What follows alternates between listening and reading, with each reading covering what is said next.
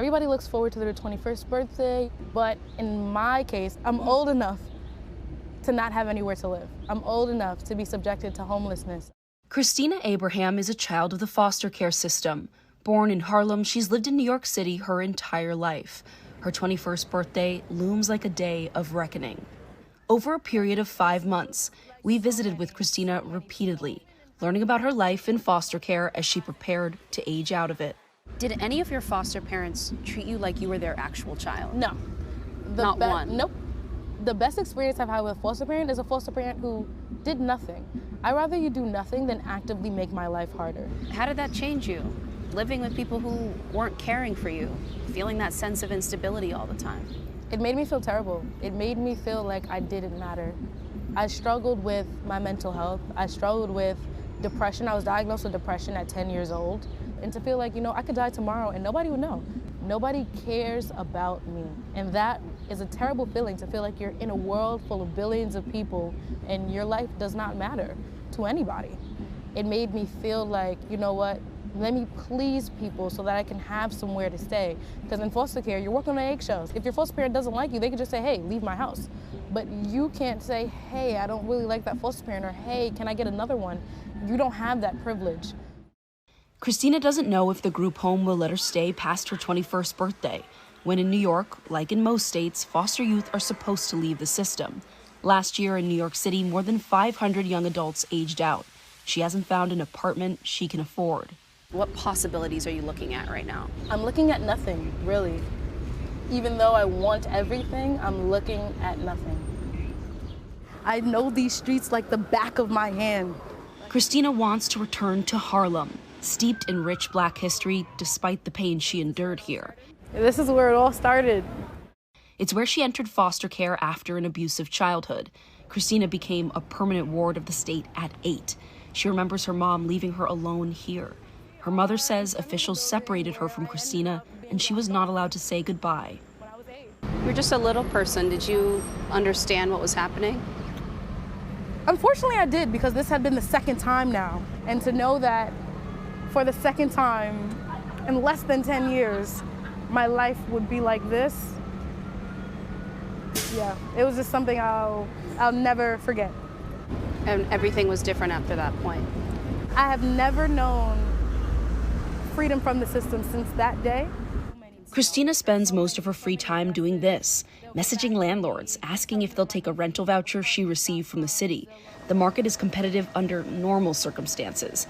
The average rental price of a studio apartment in New York City is upwards of $2,700. And she suspects landlords see her as a bruised apple at the bottom of the bunch. And between calling and emailing, I'll email so many people. See all the addresses. So many addresses. Hello, I would like to move as soon as possible. Hello, I would like to move as soon as possible. Hello, I would like to move as soon as possible. Hello, I would like to. They never got back to me, as you can see. After all that work, empty-handed. Hours. It takes hours a day. Hours a day, every single day. 21 comes and goes without a party. Christina spends the night sleeping in a relative's abandoned apartment with no electricity, anything to avoid the group home. She finds a studio apartment in Harlem, but it fails inspection 3 times. 7 weeks have now passed since her birthday. We were in a situation where my voucher could potentially expire. I would lose the lease on my apartment. But meeting with us that day, things are starting to look up. She tells us she might soon be able to move into the new studio. Today we are going to see the apartment I should be moving into in the next 10 days. That's what we're gonna do. What do you think is gonna be running through your mind when you walk through the door? Does it feel like home? Whatever that means, I guess. But I'm excited. Do my outlets work? Is Check everything? that the toilet flushes. Toilet flushes, outlets work. Do I have good service in there? Even if I didn't, I'm still gonna move in, but whatever. Okay. Top floor. We have a nice little island dishwasher. And this is the bathroom. Me. How are you feeling, though? On the one hand, cause for celebration, but you've also had these moments where you thought everything was set and something fell through. Honestly, I feel less happy than I should feel, because I am reserved, because I know that things can be set in stone and then the rug can be pulled under you at the last moment. Christina says the city foster agency failed to submit her housing paperwork in time. She says in part because she's had 6 different overwhelmed caseworkers in the span of a year. She has to ask the group home to let her stay longer again. We catch up on a video call. What's it like to still be there? Disappointing, honestly, but extremely disappointing. I kind of had like a breakdown in a sense to have that point be consistently pushed back. It messed with me because I felt like, am I ever going to get this apartment? Are you kind of angry? I am. I'm very angry because I feel like the worst part about this whole system and my situation is that I am a human life that hangs in the balance. What people do directly impacts what I can do. I can't sleep anywhere. I can't go anywhere I want to go, sleep anywhere I want to go. I can't put my head down in my own place. One camera. Public areas in the home are under constant surveillance. Christina says girls get into physical fights every week. She can't open a window and breathe fresh air without an alarm going off. What? Oh yeah, here we go. We reached out to New York City's Administration for Children's Services, or ACS. In a statement, they said youth reception centers have a variety of safety measures in place to protect those living inside the facility. Every day, Christina hangs a curtain in front of her bedroom door for privacy. If you lift it up, there's a window. And so anybody who walks by can look inside of your room at any time. These are some of my suitcases I use to keep clothes in. And I always keep 1,000 bottles of water. I know it looks crazy, but on the weekends, we run out of water and sometimes food. They just let water and food run out? Only supervisors have access to the fridge, and supervisors aren't in on the weekends, and neither is the chef. So on the weekends, we go hungry. ACS told NBC News, we expect youth reception centers to serve food of good quality and sufficient quantity, and that refrigerators should not be locked, and youth should not need a supervisor to access food. When you first moved in there, what was going through your mind? I was kind of distraught that I ended up here because my whole foster care, I guess, life or career, you can say, I tried my best not to end up in group homes, not to end up in kind of things that I saw as like pits of despair. Once you get here, it's kind of like you're stuck here, and then you kind of go through the shuffle of between this group home and this group home, between this group home and this group home, between this group home and this group home. Somebody pulled the fire alarm. Christina tells us someone has just pulled the fire alarm, forcing everyone to evacuate. I prefer not to be here, like at all. But if I am here, then I definitely do stay in my room. I'm like one of those persons that I'm just gonna stay in my room because outside of my room, crazy things happen. I understand the need for the metal detectors. I understand the need to follow people with every room they go into. I understand the need for having to request for a real fork or a knife or a blender or anything sharp or a hot comb or like hairspray. Like, I understand that. But it's like, then again, it's like, it's crazy. Because like at the end of the day, I'm dehumanizing. It very. It's every single day. It's every single day that is dehumanizing. There's not a day, as soon as I walk into the place, I already feel less than. Do you think you're ready for this? I know I have to be. I know that I'm more capable than most because I've been conditioned to the situation. We're listening to say, tell us what it is you want. Overseeing the city's foster care youth is Jess Danhauser, Commissioner of the Administration for Children's Services. He can't comment on specific cases, but did address broader criticisms. We've seen some of the conditions of the group homes and had descriptions of violence, of a lack of privacy. Is that safe and secure? We absolutely would not accept that being a place where we want young people to be, in a place that's not safe or secure. My whole goal as commissioner is to make this system more humane. That goal includes those leaving the system like Christina. We're also providing supports through coaches. We all thrive through interdependence, so we're building out this extra support through coaches all the way until 26 years old.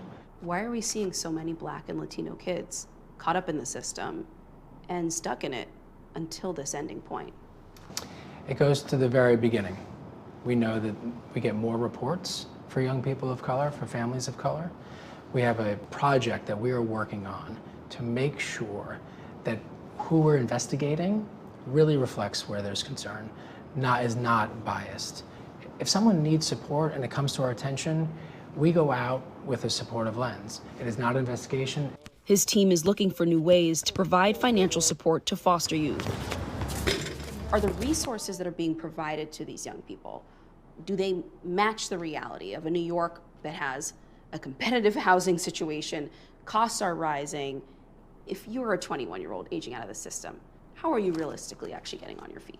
Yeah, I think there's a couple ways. One is we are reorienting our college program so that where young people want to go to college, the resources will follow them.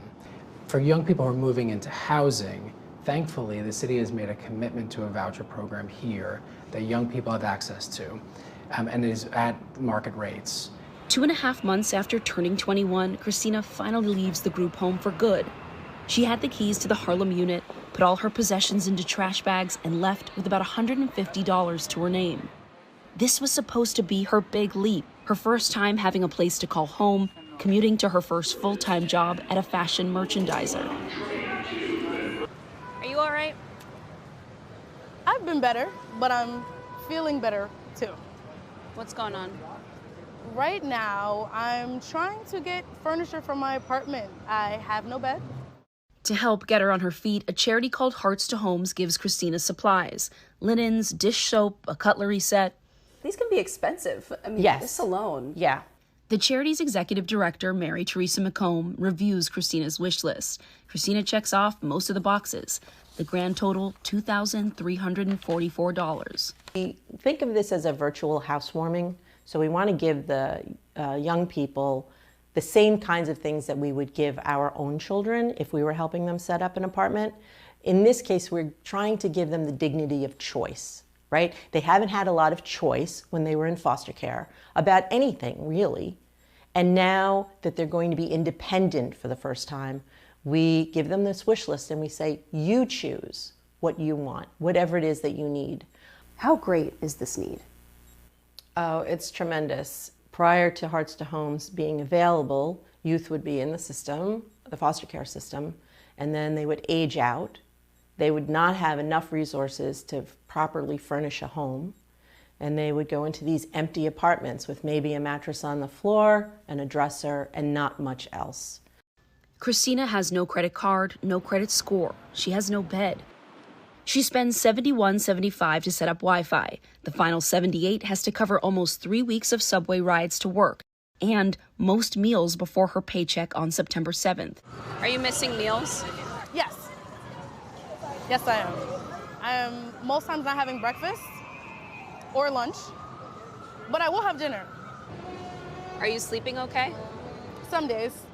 Some days. Sometimes I'm excited to start my job, so I wake up with a smile on my face. Albeit off the floor, but still. Other days, I'm tired. She's also a survivor and determined. 99 days after she turned 21, Christina invites us to see the very first home she could call her own. Hi! Hey! This is your place. Yes. It happened. It did. No more fears that she might be left homeless, no more nights tossing and turning on the floor. A new bed and food in the fridge feel like a triumph. How long have you been waiting for this moment?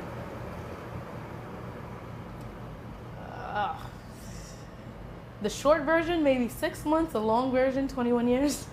When you look out at this version of New York and you're in your personal space, what's the message you receive? Harlem. Born again in the same neighborhood, this time with the chance to chart her own path. Antonia Hylton, NBC News, New York.